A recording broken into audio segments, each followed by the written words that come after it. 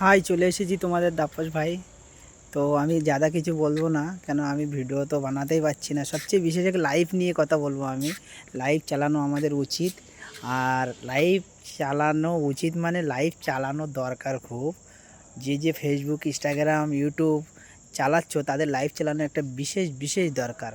কিন্তু আমি লাইভে আসতে পারি না টাইম অ্যাডজাস্ট করার জন্য। তবে লাইভে একটা প্রবলেম চালু হয়ে গেছে। আমরা লাইভে আসার পরে বিশেষ করে যে দাদা ভাই, দিদি ভাই সবাই লাইভে আসে।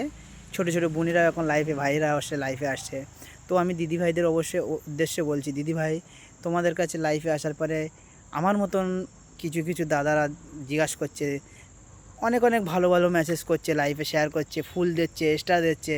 দেওয়ার পরে তোমার কাছে তোমার লাইফে সব কিছু খুঁচিয়ে খুঁচিয়ে জিজ্ঞাসা করছে, তোমার ফোন নম্বর নিচ্ছে, তোমার বাড়ি কে কে আছে, মা আছে, বাবা আছে, ভাই আছে, বোন আছে, কে কোথায় আছে, কোথায় চাকরি করছে, কোথায় বাড়িতে থাকে কি না থাকে, সব কিছু জিজ্ঞেস করে সেটা সে তার আয়ত্তের মধ্যে রেখে দিচ্ছে। পরে গিয়ে কিন্তু সে তোমার ক্ষতি করতে পারে। কেন তুমি বলছো, সিম্পলভাবে বলছি, লাইফে এসে বলছো আমি বাড়িতে একা থাকি, বাড়িতে কেউ থাকে না। ফের সে ভালো ভালো তোমার ভালো মন্দ সব কিছু জিজ্ঞাসা করে নিচ্ছে, সব কিছু সব তোমার কিছু খুঁজে নিয়েছি, সব নিয়ে নিচ্ছে।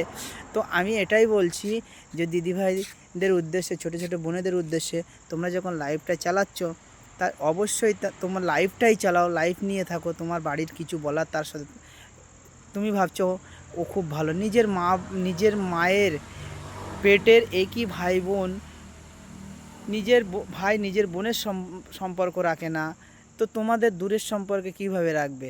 আর সম্পর্ক একটা বিশেষ ভালো, লাইভ চালাও, সম্পর্ক বজায় রাখো দাদা দিদি ভাই। কিন্তু তোমার বাড়ির, তোমার যে নিজস্ব একটা পার্সোনাল আছে সেটা কারোর সঙ্গে শেয়ার করো না, প্লিজ প্লিজ। এতে তোমার বড় ক্ষতি হতে পারে। আমি জানি না আমি ঠিক বললাম কি ভুল বললাম, যাই হোক এটা তোমরা মাথার মধ্যে খেয়াল রাখবে।